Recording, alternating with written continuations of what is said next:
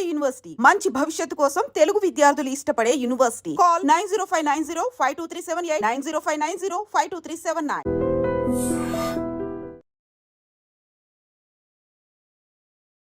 Hi hello నమస్తే, welcome back to our channel. నేను మీ వైషు, ఒక జర్నలిస్ట్, ఒక యాంకర్. ఈరోజు పొద్దున్నే సూసైడ్ చేసుకొని చనిపోయారు. అయితే దాని తర్వాత వాళ్ళ తల్లిదండ్రులు వచ్చేసి తనకు పెళ్ళయింది, అయినప్పటికీ లివ్ ఇన్ రిలేషన్షిప్లో ఉండడం వల్ల అతనే ఇబ్బంది పెట్టాడు, అందుకే చనిపోయింది అని అయితే మాటలు అన్నారు. మరి ఒకసారి ఆల్రెడీ పెళ్ళైన వ్యక్తికి లివ్ ఇన్ రిలేషన్షిప్లో ఉంటే ఇప్పుడు దీనికి ఎలాంటి కేసులు నమోదవుతాయి, ఆ కేసులకు ఎలాంటి చట్టాలు వర్తిస్తాయి, ఈ విషయం గురించి మాట్లాడడానికి ఈరోజు నాతో పాటు అడ్వకేట్ నరేష్ గారు సార్తో మాట్లాడదాం. హలో అండి. హలో అండి. నమస్తే. నమస్తే. సో ముందు చనిపోయినందుకు బాధాకరమే, అయినప్పటికీ వెనక ఏదో ఒకటి కారణాలు ఎతకడానికి ప్రయత్నిస్తుంటారు. వెతికిన విషయంలో ఆల్రెడీ పెళ్ళయింది, బట్ లివిన్లో ఉంది, ఆ లివిన్లో ఉన్న అబ్బాయి ఇబ్బంది పెట్టాడు, అందుకని చనిపోయింది అనేది ఒక బయటకు వచ్చిన ఒక అంశం. అయితే ఆల్రెడీ పెళ్ళైంది కాబట్టి ఇప్పుడు లివిన్లో ఉండొచ్చు అంటే చట్టాలు ఇప్పుడు ఎలా ఉన్నాయి, ఆల్రెడీ వీళ్ళు అతనే ఇబ్బంది పెట్టాడు అంటున్నారు కాబట్టి ఇప్పుడు కేసులు ఎలా వర్తిస్తాయి? స్వేచ్ఛ, క్యూ న్యూస్ రిపోర్టర్, యాంకర్, రచయిత్రి, తెలంగాణ ఉద్యమ స్ఫూర్తి కలిగిన వ్యక్తి గత అర్ధరాత్రి ఇంట్లో సూసైడ్ చేసుకుని చనిపోవడం మొదటగా చాలా బాధాకరమైన విషయం. దీనికి సంబంధించి రకరకాల కారణాలు ఈరోజు ఉదయం నుంచి కూడా వివిధ ఛానల్స్లో ప్రసారం కావడం జరిగింది. ప్రతి ఒక్కరు జర్నలిస్టులు కూడా నువ్వు చాలా ధైర్యవంతురాలివి, నువ్వు ఈ విధంగా చేస్తావు అని చెప్పి మేము ఎవరూ కూడా అనుకోలేదు అని చెప్పి పోస్టులు పెట్టడం జరిగింది. దాని తర్వాత ఉదయం ఈ యొక్క సూసైడ్కి సంబంధించి వాళ్ళ యొక్క తండ్రి నియర్ బై పోలీస్ స్టేషన్లో కంప్లైంట్ ఇవ్వడం జరిగింది. సాధారణంగా ఇటువంటి సూసైడ్ కేసుల్లో కానీ రీజన్ లేని డెత్స్ అంటే యాక్సిడెంట్స్ కావచ్చు, అగ్ని ప్రమాదాలు కావచ్చు, ఇటువంటి ఏవైనా కూడా జరిగినప్పుడు ఏం చేస్తారు అనంటే కనుక బిఎన్ఎస్ఎస్లో ఉన్న 194 సెక్షన్ ప్రకారము పోలీసులు కేసు నమోదు చేస్తూ ఉంటారు. నమోదు చేసి ఆ సూసైడ్ మీద రిపోర్ట్ చేయాలి అని చెప్పని ఆ యొక్క సెక్షన్ అనేది చెప్పడం జరుగుతుంది. అదేవిధంగా ఆ యొక్క ఏ ప్రాంతంలో సూసైడ్కి అయితే పాల్పడ్డారో అక్కడికి వెళ్ళి పక్కన ఉన్న లోకల్స్ సమక్షంలో శవ పంచనామా జరపాలి అని చెప్పి కూడా చట్టం చెప్తుంది. అదేవిధంగా ఇమ్మీడియట్లీ ఆ యొక్క అనుమానాస్పద మృతిపై దగ్గరలో ఉన్న ఎగ్జిక్యూటివ్ మెజిస్ట్రేట్కి ఇన్ఫర్మేషన్ ఇవ్వాలి అని చెప్పి కూడా ఆ యొక్క సెక్షన్ చెప్తుంది. దాని తర్వాత యాజ్ యూజువల్గానే పోస్ట్ మార్టానికి పంపించడం జరుగుతుంది. దీనికంటే ముందు శవ పంచనామా చేసే క్రమంలో బాడీ మీద పైకి కనిపించే విధంగా ఏమైనా కూడా దెబ్బలు కానీ గీతలు కానీ మిగిలిన ఏ విధమైన ఇంజురీస్ ఏమైనా ఉన్నాయని చెప్పి కూడా సంబంధించిన పోలీస్ అధికారులు రికార్డ్ చేయాలి. పోస్ట్ మార్టం రిపోర్ట్కి వెళ్తుంది. పోస్ట్ మార్టం రిపోర్ట్లో కూడా ఫర్దర్ క్లియర్గా ఇంకేం జరిగి ఉంటుంది, నిజంగానే సూసైడా లేదంటే కనుక చంపి సూసైడ్ కింద చిత్రీకరించే ప్రయత్నం ఏదైనా జరిగిందా అనే అంశం కూడా ఆ మెడికల్ రిపోర్ట్లో బయటికి రావడం జరుగుతుంది. అయితే ఈ మృతికి గల కారణాల మీద వాళ్ళ తండ్రి మాట్లాడుతూ స్వేచ్ఛ అనే ఆవిడకి మృతురాలికి గతంలోనే వివాహం జరిగింది, ఆ వివాహం జరిగినప్పుడు ఆ వివాహానికి సంబంధించి ఒక పాప కూడా ఉండటం జరిగింది. అయితే ఆ మొదటి భర్తకి విడాకులు ఇవ్వడం జరిగింది. విడాకులు ఇచ్చిన తర్వాత పూర్ణచంద్ర అనే వ్యక్తి సేమ్ ఛానల్లో వర్క్ చేసేటప్పుడు పరిచయం అయ్యింది, అతనితోటి లివ్ ఇన్ రిలేషన్షిప్లో ఉంటుంది. అతనికి ఆల్రెడీ వివాహం జరిగింది, వివాహం జరిగి కూడా అతని యొక్క సంసారం యాజ్ యూజువల్గానే ఇంటాక్ట్ అంటే కొనసాగుతుంది. ఈ విషయం ఈమె కూడా తెలుసు. అదేవిధంగా అతనికి ఈమెతోనే కాకుండా మిగిలిన వేరే అమ్మాయిలతో కూడా ఈ విధంగా వివాహేతర సంబంధాలు ఉన్నాయి అని చెప్పి నా కూతురికి చెప్పినా కూడా వినకుండా అతనితోటి సహజీవనం సాగించింది. దీనికి సంబంధించి చాలా సార్లు గొడవలు జరిగినాయి, బట్ మళ్ళీ కలిసిపోయారు. మొన్న 26వ తారీఖు మాత్రం నాకు కాల్ చేసి మేము ఇంకా ఉండలేకపోతున్నాము, మేము విడిపోతున్నాము అని చెప్పి చెప్పడం జరిగింది. నేను మొదటగా నీతో మాట్లాడతాను, అతనితో మాట్లాడిన ఏం జరిగింది ఏంటి అని చెప్పి చెప్పడం జరిగింది. కాబట్టి అసలు ఎందుకు అని అంటే కనుక స్వేచ్ఛ అనే ఈ మృతురాలు ఎవరైతే ఉన్నారో ఆవిడ అతన్ని మొదటి భార్యకి విడాకులు ఇచ్చి నన్ను మ్యారేజ్ చేసుకో అని చెప్పి ఇన్సిస్ట్ చేస్తుంది. కానీ ఎన్నిసార్లు చెప్పినా కూడా అతను మ్యారేజ్ చేసుకోవడానికి ఇష్టంగా పూర్వకంగా లేడు. సో దానికి సంబంధించి మా దగ్గరికి రావడం జరిగింది, అతను ఈ విషయం చెప్పడం జరిగింది, మేము విడిపోవాలనుకుంటున్నాం అని చెప్పి కూడా చెప్పడం జరిగింది. ఇప్పుడు వేరే ఛానల్స్లో కూడా ఆ స్వేచ్ఛ గారి కూతురు మాట్లాడుతూ మా అమ్మకి చెప్పాను, పూర్ణచంద్ర అనే వ్యక్తి కరెక్ట్ కాదు, నువ్వు అతనితోటి సహజీవనం చేయడం అనేది కరెక్ట్ థింగ్ కాదు అని చెప్పాను, బట్ అవేమి వినిపించుకోలేదు అని చెప్పి కూడా చెప్పడం జరిగింది.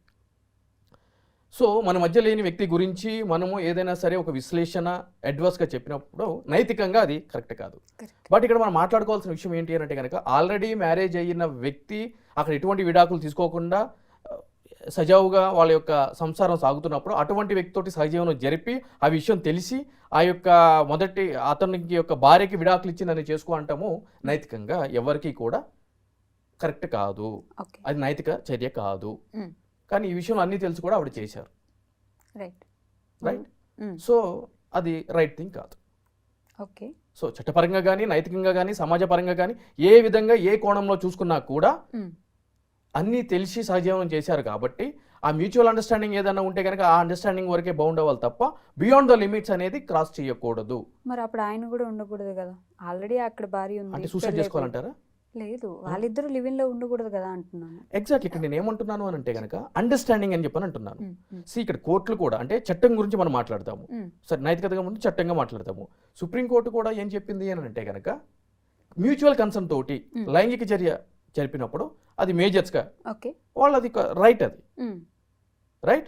అతనికి ఇష్టపూర్వకంగా ఈమెకి ఇష్టపూర్వకంగా కలిసి జీవించారు. నైతికంగా కరెక్ట్ కాదేమో కదా అప్పుడు. నైతికంగా కరెక్ట్, ఎగ్జాక్ట్లీ నైతికంగా కరెక్ట్ కాదు, that is what I'm saying. But చట్టపరంగా కరెక్ట్, నేను అనేది కూడా అదే, నైతికంగా కరెక్ట్ కాదు. కానీ ఇప్పుడు చట్టపరంగా కూడా ఇప్పుడు ఆ మొదటి భార్యకి విడాకులు ఇచ్చి నన్ను చేసుకో అని చెప్పి అనటం కూడా కరెక్ట్ కాదు కదా. సో అది నేను అంటున్నాను.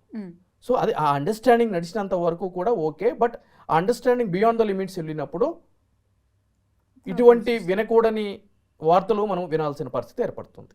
ఓకే, పెళ్లి చేసుకోమున్నందుకే చనిపోయిందంటారు ఇప్పుడు అని చెప్పి చెప్తున్నారు, అతను చేసుకోలేదని. అయితే తెర వెనుక మరో ఒక కోణం కూడా బయటకు రావడం జరుగుతుంది. ప్రతిపక్ష పార్టీకి సంబంధించిన మాజీ మంత్రి ఈ యొక్క దృష్టికి ఈ యొక్క వ్యవహారం వెళ్ళడం జరిగింది. ఆ యొక్క వ్యవహారంలో ఈమెకి సదరు మంత్రి, మాజీ మంత్రి ఒక వార్నింగ్ కూడా ఇవ్వడం జరిగింది. సో దానికి సంబంధించి నేను ఒంటరిదాన్ని అయిపోయాను, నాకు ఎవరు సపోర్ట్గా లేరు అనే ఒక మానసిక వ్యధతోటి ఈ యొక్క ఎక్స్ట్రీమ్ స్టెప్ తీసుకుంది అని చెప్పి కూడా వార్తలు రావడం జరుగుతుంది. ఓకే, బయట ఆవిడ చాలా ధైర్యంగా ఉంటుంది అంటే మాట్లాడడం కూడా, లేకపోతే రాసినప్పుడు కానీ ఏదైనా సరే చాలా గట్టిగా మాట్లాడుతుంది అంటుంటారు కదా. మరి అంత ధైర్యం ఉన్న అమ్మాయి ఇట్లాంటి చిన్న విషయానికే సూసైడ్ చేసుకుందంటే నమ్మశక్యంగా ఉంది. ఇది చిన్న విషయం అంటే మనం విశ్లేషణకి చిన్న విషయంగా ఉండొచ్చు, వ్యక్తిగతానికి వచ్చేటప్పటికి ఇది చాలా పెద్ద విషయం. బయట జరిగే సమస్యల మీద సామాజిక దృక్పథ కోణంతో మనము చాలా గట్టిగా మన యొక్క గళాన్ని వినిపించవచ్చు. మన దగ్గరకు వచ్చేటప్పటికి మనకి అటువంటి ఫీలింగ్ కలిగినప్పుడు మానసికంగా శారీరకంగా మనల్ని మనం గట్టిగా ఉండాలి అన్నప్పుడు ఆల్రెడీ మొదటి వివాహంలో విడాకులు తీసుకున్న తర్వాత ఇతనితోటి లివ్ ఇన్ రిలేషన్షిప్లో ఉన్న తర్వాత ఇక్కడ ఏం జరుగుతుందంటే కనుక ఎమోషనల్ బాండింగ్ అనేది ఏర్పడటం జరుగుతుంది, రైట్? ఒకళ్ళు మన సొంతము అని చెప్పి అనుకున్న తర్వాత వాళ్ళు మనకు దూరం అయిపోతున్నారు అని చెప్పి అనుకున్నప్పుడు వాళ్ళని ఏ విధంగా అయినా సరే మనం సాధించుకోవాలి అని అనుకున్నప్పుడు ఆ యొక్క ఆలోచన కానీ ఆ యొక్క ప్రక్రియ కానీ సజావుగా సాగనప్పుడు it will lead to the extreme steps, అంటే సూసైడ్కి కారణమవుతుంది. ఇప్పుడు ఈ స్టెప్లో ఆల్రెడీ ఆయన వల్లే చనిపోయింది మా కూతురు అని వాళ్ళు ఎవరైనా చెప్పినప్పుడు ఇక్కడ ఎలాంటి కేసు తీసుకోబడుతుంది? అబేట్మెంట్ ఆఫ్ సూసైడ్ అని చెప్పానంటారు. అంటే ఆ యొక్క ఆత్మహత్యకి ప్రేరేపించినది ఎవరు అని చెప్పి చట్టంలో ఉంటుంది 108 BNS ప్రకారం అబేట్మెంట్ ఆఫ్ సూసైడ్ అని అంటారు. అంటే 10 సంవత్సరాల వరకు శిక్ష పడే అవకాశం ఉంది. కానీ దీనికి సంబంధించి మనకి పటిష్టమైన ఆధారాలు కావాలి.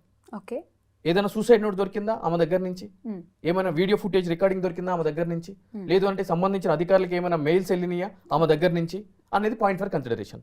ఇప్పటి వరకు నాకు తెలిసి అటువంటిది ఏది జరగలేదు అని చెప్పి నేను అనుకుంటున్నాను. ఎందుకంటే వాళ్ళ వ్యక్తిగత జీవితంలోకి వెళ్ళి నేను చూసింది లేదు, మీరు చూసింది లేదు. ఏదన్నా కూడా మీడియా ద్వారా కానీ వాళ్ళ తల్లిదండ్రులు చెప్పే యొక్క వాటిని బట్టి మనం ఏదైనా మాట్లాడగలం, రైట్? కానీ అటువంటిది ఏది లేదు.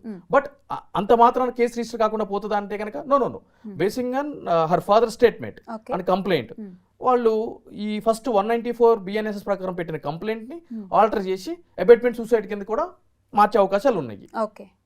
ఎటువంటి ఆధారం లేకపోయినా కూడా ఎఫ్ఐఆర్ చేయొచ్చు, ఎందుకంటే అతనే కారణం అని చెప్పాను అన్నప్పుడు.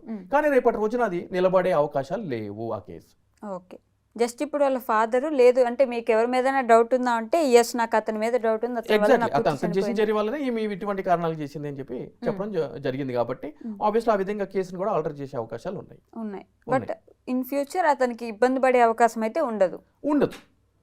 ఉండదు, ఎందుకంటే ఇది మ్యూచువల్ కన్సెంట్తో జరిగింది. సో కాబట్టి ఈ యొక్క విషయం ఈ యొక్క ప్రతిపక్షానికి సంబంధించిన మాజీ మంత్రి ఈ విధంగా వార్నింగ్ ఇచ్చాడు కాబట్టి అది బయటపడితే పార్టీకి కానీ అదేవిధంగా ఆ వ్యక్తికి కానీ ఇబ్బంది అవుతుంది అని చెప్పని ఆ యొక్క విషయాన్ని పక్కదోవ పట్టించేందుకు కూడా ఇప్పుడు మరొక కోణాన్ని తెర మీదకి తీసుకుని వచ్చారు. ఒక శాటిలైట్ స్టూడియో మీద దాడి జరిగింది. సో ఆ వార్త ఆటోమేటిక్గా కనుమరుగైపోయి ఈ వార్త అనేది తెర మీదకి వస్తుంది అనేది కూడా ప్రధానంగా ఇప్పుడు చర్చ జరుగుతుంది. ఓకే, జస్ట్ ఆ మంత్రి ఇప్పుడు ఇంకొక న్యూస్ అదే దోవ తప్పించడానికి ఇంకొక దాని మీద ఎగ్జాక్ట్లీ డైవర్షన్ పాలిటిక్స్. ఓకే, దానికి ఏమైనా రుజువు ఉందా? ఎస్ వీళ్ళే చేశారు అని చెప్పేసి మనం మాట్లాడుకోలేము కదా ఇప్పుడు. అందుకే ఇన్వెస్టిగేషన్ జరగాలి కదా. ఒకవేళ రుజువు ఉంటే కనుక నేను డైరెక్ట్ ఒక వ్యక్తి ఒక మంత్రి అని చెప్పి చెప్తున్నాను, మాజీ మంత్రి అని చెప్పి రుజువు ఉంటే నేను డైరెక్ట్ చెప్తాను కదా. బీయింగ్ ఎన్ అడ్వకేట్ గా అటువంటి రుజువులు ఆధారాలు లేనప్పుడు అటువంటి వ్యక్తుల గురించి మాట్లాడకూడదు. అది చట్ట ప్రకారం కూడా సరైన పద్ధతి కాదు కాబట్టే నేను మాట్లాడలేదు. ఉంటే నేను డైరెక్ట్ చెప్పేవాడిని కదా. జీవితం బలైపోయింది స్వేచ్ఛ గారి కూతురు.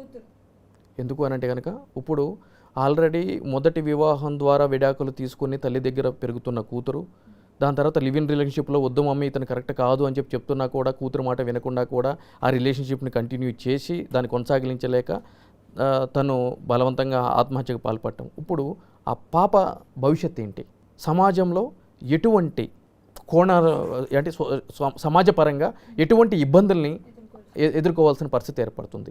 స్కూల్స్లో కావచ్చు, రేపటి కాలేజీలో కావచ్చు. ఆమె యొక్క భవిష్యత్తు ఏ విధంగా ముందుకు వెళ్తుంది అనేది ప్రశ్నార్థకంగా మారింది. కనీసం ఆ పాప గురించి ఆలోచించైనా కూడా ఆవిడ ఈ స్టెప్ తీసుకోకుండా ఉండుంటే బాగుండేది. Thank you.